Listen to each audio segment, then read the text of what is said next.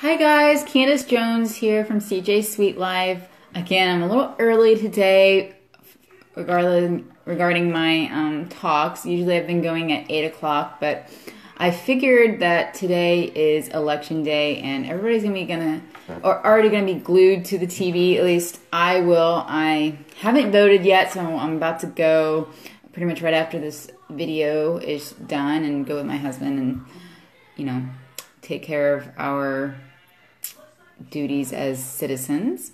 But today I am talking about how to eat out and handle social situations. And if you already know that I'm undergoing a 21-day cleanse with some of my clients. So this is particularly to you guys, but also for people at home that are, gearing up for the upcoming holiday season. It's important to basically have a game plan. As I talked about last week with my friend Ashley about how to meal plan, which I encourage y'all to look back at that video because I'm going to be referring a little bit to what we talked about there as well in this video. But, having a game plan is the basis if you want to succeed in a healthy lifestyle. So that's number one. Okay, so eating out is almost unavoidable if it's part of our culture, and unless you want to be, just totally antisocial and just sit at home, by yourself or whatnot, you have to sometimes go to, restaurants or out when you don't want to. And this is not that video about like sitting home. I'm trying to kind of show you how you can handle those ways. So, again, the first one is to have a plan. So just going back under like meal planning, sometimes we go out when we feel like we have no other option, or maybe we haven't gone shopping and we don't know, we don't have a plan as far as, what recipe you're already going to try. You just don't know what to make. And so it's a lot easier if you've already taken the time, gone shopping, made your meal plan, had it set out as far as what you're eating that night. And, added bonus would be for the meal to already be made because you've made extras, right? So that's the first thing is making sure that you are prepared and organized at home, so you don't have as many impromptu, spontaneous trips to the restaurant or going out with your family because you just simply don't know what else to eat, or ordering out pizza. We don't want you to have an excuse to go to the restaurant because you just simply aren't prepared at home. And it's so easy, again, go back and watch that video, the meal planning one. We have a lot of great tips on, and it's not about, being so organized where you have to have this big picture board on your refrigerator and everything clipped out and all that stuff. No, it's just simply taking, maybe 20, 30 minutes once a week where you are thinking about, what you want to make. So that's mainly just kind of talking about the spontaneous part of,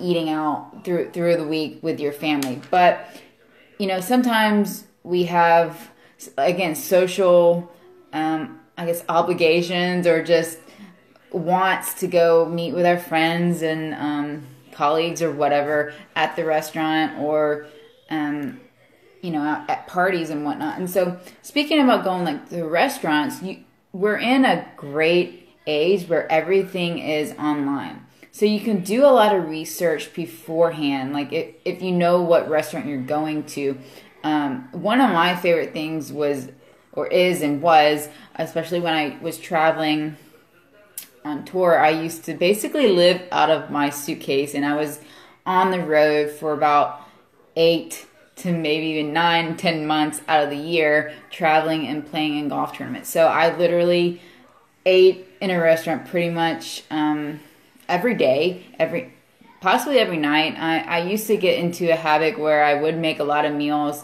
in my hotel room, or I would stay with host families sometimes and eat with them.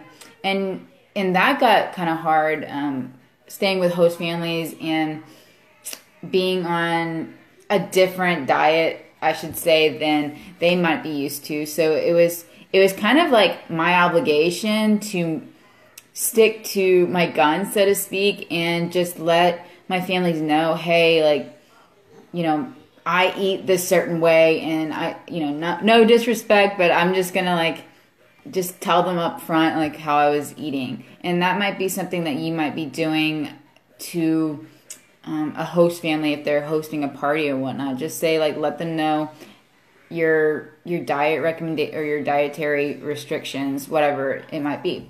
So, but just kind of talking about the restaurant part, I used to use like Yelp a lot, and I just found that Yelp was a big enough app that it kind of covered all those like small towns that you might go to, and it's pretty universal. Like, there's so many different applications within the Yelp app that, you know, you can look at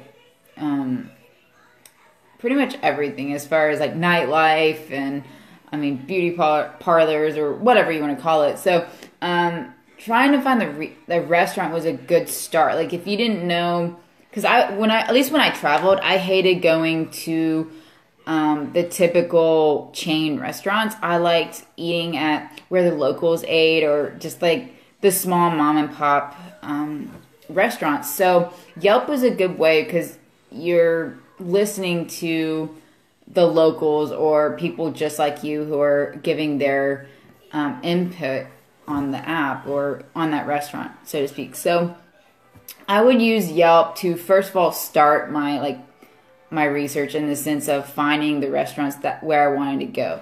I would narrow down. You can narrow down your topic or what you're looking for. So I would look for like vegan, or I would put in vegetarian as a topic or a restaurant. You can also go by like genres. So looking up more like ethnic foods, like Greek food is a great option, Indian food, Asian. I mean, sometimes Italian or Mexican can have great options too. But just kind of like narrowing it down that way is a great way to start and kind of see what your options are. Again, like I said, I'm mainly vegan, or I like to promote plant-based diet with my clients, and promoting a healthy lifestyle. I think that's the best nutritious diet out there. Okay, so that's mainly why I kind of look that way, looking for the vegan and the vegetarian places. You're gonna have a wider, base. Okay, so first, figure out what restaurant you want to go to. Like, again, if you have time, go on Yelp, or if you need to look for a restaurant. But other than that, once you find the restaurant, you can do the research by looking at that restaurant's menu online. Most places have an online menu. And that's really cool because you can kind of take a lot of the guesswork out, rather than going to the restaurant itself and kind of like feeling like you don't have enough time to kind of like, figure it out. Or you might get sidetracked by like talking to, War Eagle. You might get sidetracked by talking to your friends and whatnot, and you just you don't have your thinking cap on, right? So sometimes, like, if you haven't been able to go to like the restaurant of your choice, and you need to somehow make a meal for yourself, like, say if you're going to a steakhouse, and most steakhouses nowadays are starting to promote more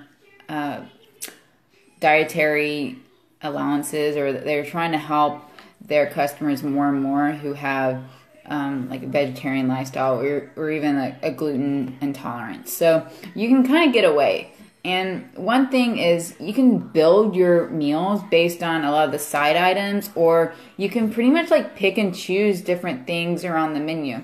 Some places don't allow you to make substitutions, so and most times they'll like put the little note underneath. But one thing I like to do is just be kind to your waiter, or even talk to a manager if you're that bold, or like kind of, I don't know, if you're just shy in speaking up with your friends or whatever, just like maybe go find a manager and just, or even the chef, whatever, and just say, hey, would you be able to make these kind of changes so that I can enjoy a meal here? And most of the time they're going to be happy to do that for you. But one thing, I've even gone as far as just saying that you're like kind of allergic to certain foods, like say you're allergic to dairy. Like you can simply say that just to kind of make sure that, hey, like don't put any added like cheese or added items that I don't want into my food. That's kind of like going the other way. But yeah, so one thing, like one example would kind of be like picking some appetizers. Again, if they don't have a menu item that you're not fond of, or they just don't have something that you're wanting to eat, you can pick things like an appetizer and like a soup and salad, or just do a lot of like side items and like make a meal using a bunch of the side items like sweet potato, and like a lot of times they have steamed vegetables and things like that you can go off with. So that's kind of like my number one advice, is just to kind of make your own meal and just have fun with it. Again, speak up to the waiter. They want to help you. They want to make sure that you have a good experience, because they're not going to get tipped if you don't like the food, right? So that's the number one. But now going into like going to someone else's place, and this is going to happen more and more with the holidays. You're most often going to go over to someone's house for a party. And this is where people feel like they don't want to like step up and say something, because they just don't want to be an inconvenience, or hurt the hostess feelings by saying, hey, this is what I eat. The main thing I would recommend is just bring things that you want to eat, and bring enough like you can share with others. One example is just making a really big salad that you can munch on your own. And hi, Corey. Let's see. There you go. Ordered a salad and water. Yes. Sometimes you have to just stick to your guns. And this is what's happened a lot, like I said, when I was a professional. And like, again, I was eating out so often that it was no longer just a treat meal to like eat out. It was, okay, this is my everyday routine. And so if I went off my routine of eating healthy like that, I would pretty much get sick. And that was not something I was wanting to give up. So good for you, Corey, and sticking to your guns. But yeah, like just going into the social party aspect. And I've done this many times, and maybe it's just me, and this is something I've been dealing with for years, in the sense of being on the outside, being one of the outsiders, in the sense of always being mindful of like how I was eating. So I've never been really embarrassed by how I'm eating. And I think a lot of people do feel this way. They don't want to speak up, and they don't want to bring attention to themselves. And that's what I'm saying. Just bring something that you're going to like, or if anything, make sure that you have snacks, and like bring a little like snack bar, or like I use Garden of Life. I love Garden of Life products. So that's a good like meal plan bar. Have snacks with you and munch on them before you get to the party, and then you can just like kind of grab a little snack here and there and find things that you can still eat there and feel part of the party.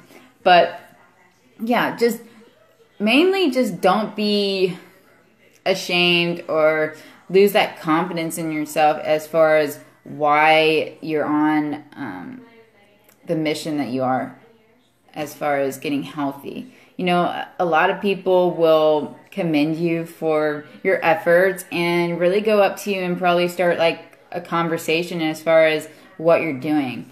And that's a big thing too, is just bringing people to your side of it and saying, hey, like, you can be my buddy in it as well.